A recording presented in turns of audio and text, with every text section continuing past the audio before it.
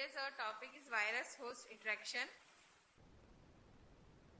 So in virus-host interaction, the pathogenesis of viral infection includes transmission, that is entry into the body, primary site of replication, spread to secondary site, and manifestation of the disease.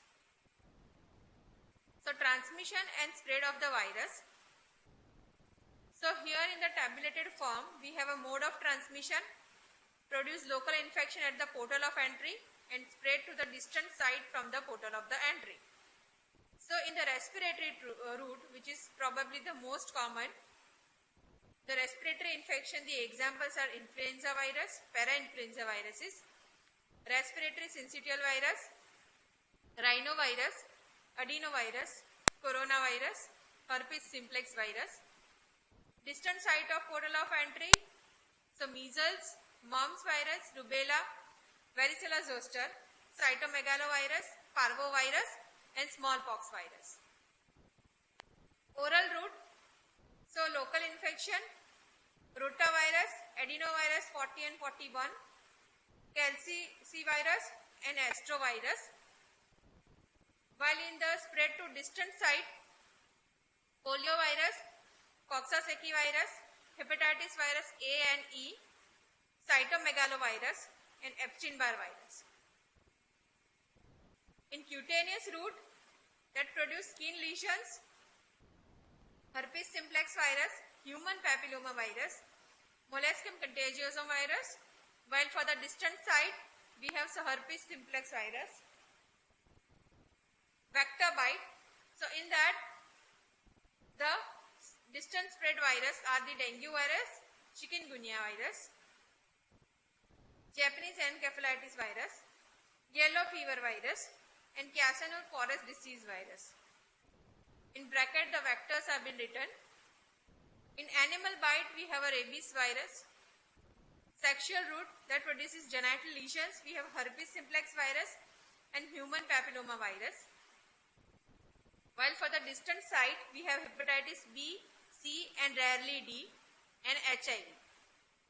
In blood transfusion we have hepatitis B, C, and rarely D, HIV, and parvovirus. Via the injection, so the distant site of portal of the hepatitis B, C, and rarely D, and HIV. In transplacental route that produces congenital manifestations, we have rubella virus, cytomegalovirus, herpes simplex virus, varicella zoster virus, and parvovirus. The transmitted through placenta to fetus without congenital manifestations, that includes measles virus, mumps virus, hepatitis B virus, hepatitis C virus, hepatitis D virus, and HIV. Conjunctival route, we have adenovirus, enterovirus 70, Coxsackie virus A24, and herpes simplex virus. Now primary site of replication. So some viruses are restricted to the portal of the entry, whereas they multiply and produces the local disease. They spread locally over the epithelial surface, but there is no viremia or spread to distant site. They have a shorter incubation period and shorter duration of immunity. On the other hand, most viruses multiply locally to initiate a silent local infection, which is followed by spread via the lymphatics to the lesional lymph nodes, which is the most common viruses are doing this, or via blood like poliovirus, or via neuronal spread to reach CNS like rabies virus. So here in the figure, which illustrate the pathogenesis of the viral infection, so here is the body surface epithelium. So infection comes here. So there is one thing which is a localized infection, like rotavirus in intestina, influenza in respiratory, and warts in the skin. So that happens. The second thing which happens is that it goes into the lymph nodes plus into the blood. So that causes the primary viremia. So through that it goes from the blood vessel, endothelium, to the bone marrow, liver, and the spleen. Now this is the primary viremia. Now again from that, again through the blood causes the secondary viremia. So then In this, they shed again into the blood in case of the hepatitis B virus, like lung, salivary gland in the kidney in cases of mumps, measles and cytomegalovirus. Brain, where no shedding happens, like rabies, polio and measles. Skin, varicella, nasal and oral mucosa like measles, varicella and rubella virus. So this is the pathogenesis how viral infection happens. Tropism of the virus is for specific organ. So that determines the pattern of systemic illness. Example is hepatitis virus have tropism for hepatocytes and produces hepatitis as the primary disease. Tropism in turn depends on the presence of host cell receptor specific for the virus. So here in the tabulated form we have a lymphocyte, DNA virus, that is Epstein-Barr virus, cytomegalovirus, hepatitis B, JC virus and BK virus. The RNA virus we have which will be lymphocyte associated are mumps, measles, rubella and HIV. Like monocytes and macrophages, so we have cytomegalovirus, and in RNA virus we have polio, HIV and measles. Neutrophils, so influenza.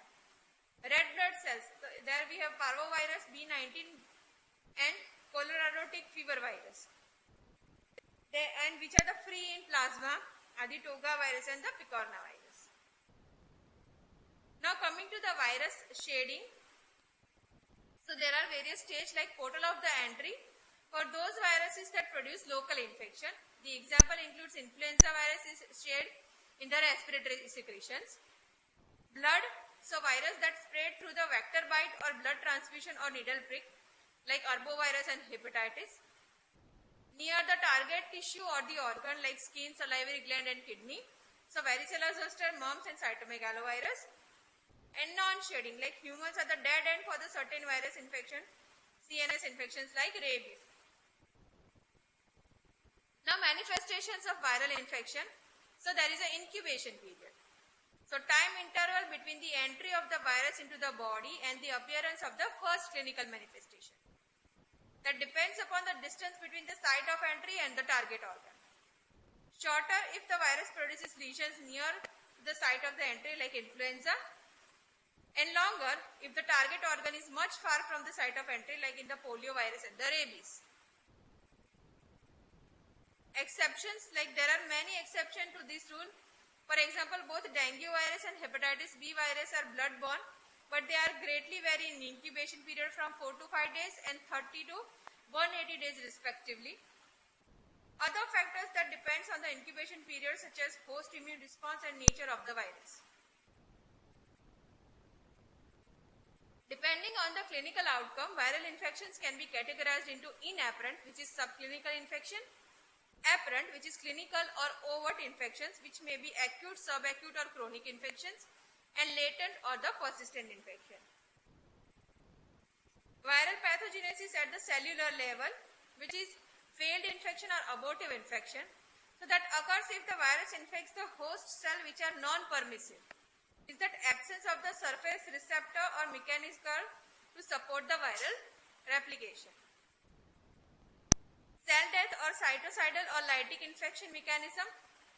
In this, viruses adopt different to induce host cell death such as inhibition of host cell DNA by herpes virus, inhibition of host cell protein synthesis by poliovirus, fusion, which is a syncytia formation, disruption of cytoskeleton by non-enveloped viruses and herpes virus, immune-mediated lysis, like the expression of viral antigens on the host cell surface can lead to binding of antibodies followed by complement or natural killer cell mediated lysis, inducing apoptosis of the host cell, release of progeny viruses by lysis of the host cell, like example is the poliovirus.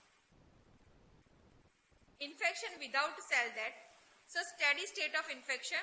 So the virus and the host cell enter into a peaceful coexistence, both replicating independently without any cellular injury. And there is a persistent viral infection that undergoes a period of latency. In persistent viral infection, latent infection with periodic exacerbations, like in case of herpes viridae family. Cell transformation, like oncogenic viruses like hepatitis B virus, Epstein-Barr virus, and human papilloma virus. Latency seen in HIV infection, latency seen in slow virus infection, persistent tolerant infection like lymphocytic choriomeningitis virus infection in mice. Coming to the morphological changes in the host cell.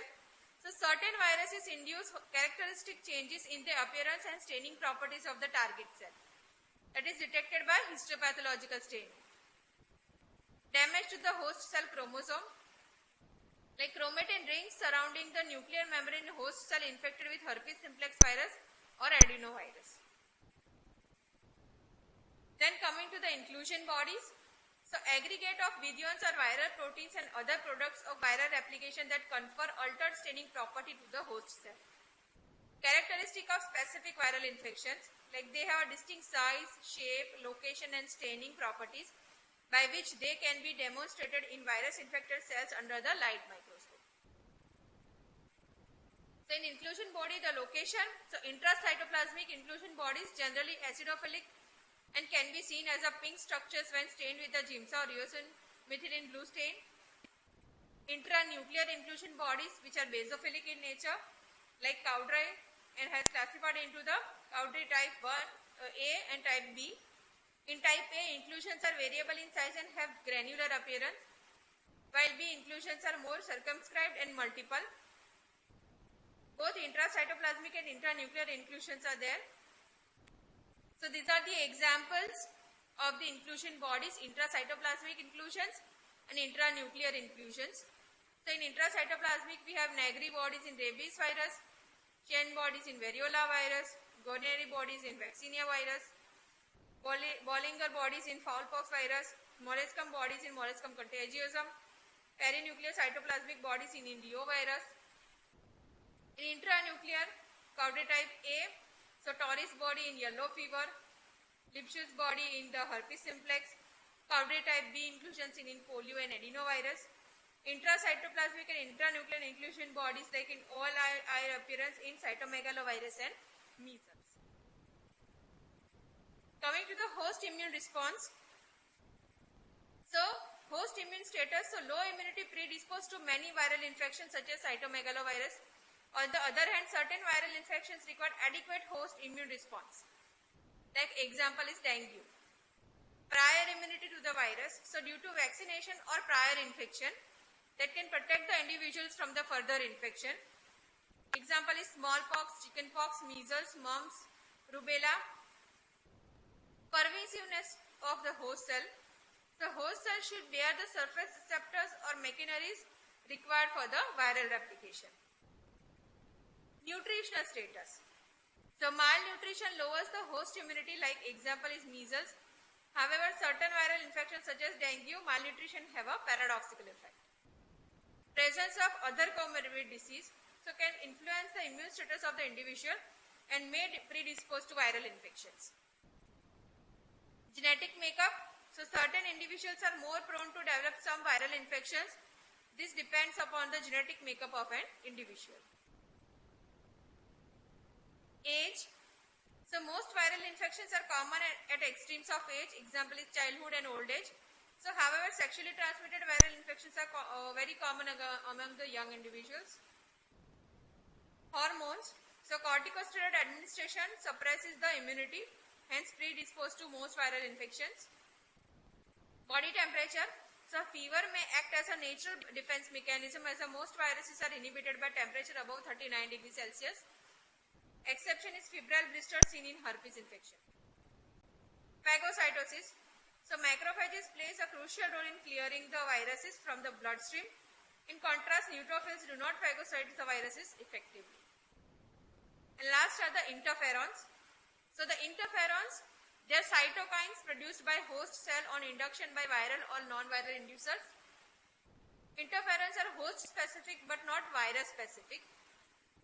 So interferons produced by one species can protect the cells of the same or related species only, and interferons induced by one virus or even non-viral inducers can be protective against the same or the unrelated viruses. So what are the properties of the interferons? So So here we have interferon alpha, beta and gamma. So formerly called as leukocyte interferon, beta is known as the fibroblast and gamma is known as the immune. Type of designation, so alpha is type 1, beta is type 1, gamma is type 2. Produced by host cells, so most cells are produced interferon alpha, mainly macrophages, while mainly fibroblasts they produce beta, and lymphocytes mainly Th1, CD8, T cells and NK cells produce gamma. Inducing agents, so viruses and RNA. Viruses that are RNA alpha and beta both, and mitogens they produce gamma. Coming to the action, so antiviral action, that is major histocompatibility complex 1 expression activates natural killer cells, anti-proliferative functions, while in beta the antiviral action expression activates natural killer cells, anti-proliferative action. And for the gamma, immunoregulatory function, that is stimulates macrophages, MHC 1 and 2 expressions and anti-proliferative action. Furthermore, so the stability at the pH 2, so alpha and beta are stable while the gamma is labile. Chromosomal location, so alpha and beta at the 9 number while gamma is at the 12. Receptor, so interferon alpha is interferon alpha and beta receptor. For the beta is also alpha and beta receptor, and gamma is the gamma receptor. Interferon receptor genes located on chromosome number 21 for the alpha and beta, and on the 6 for the gamma. Coming to the preparations of interferons, so human, they are host specific, prepared commercially by DNA recombinant technologies, and pegylated interferons. So interferon alpha linked to polyethylene glycol. This linkage results in slower absorption, decreased clearance, and more sustainable serum concentration. Hence, they can be administered once a week. Their application, so interferon alpha is used in topically in rhinovirus infection, genital warts and herpetic keratitis. Systematically in chronic hepatitis B, C and D infections and hairy cell leukemia and Kaposi sarcoma. And interferon B is used in multiple sclerosis, and gamma is used in chronic granulomatous disease and osteoporosis. Coming to the specific immunological response, that is cell-mediated immunity. So as viruses are intracellular, cell-mediated immunity plays a vital role to provide immunity against most viral infections. Viruses are processed by the host cell, and the viral peptide antigens are presented to the helper T cells.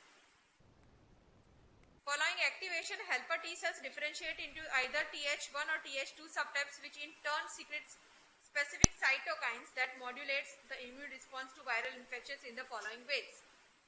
So activation of macrophages with the enhanced phagocytic ability, and activation of cytotoxic T cells that can cause lysis of the virus infected cells by producing perforins and granzymes.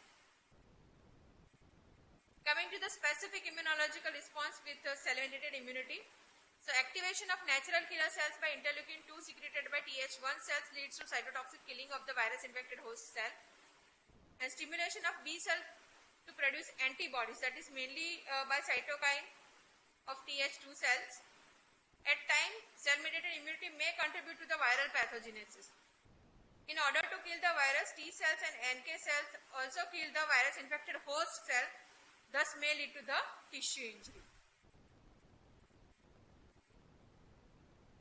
And another one is the antibody-mediated immunity. So the antibodies are important in providing immunity against viral infections. So however, antibodies cannot act when the viruses are inside the host cell.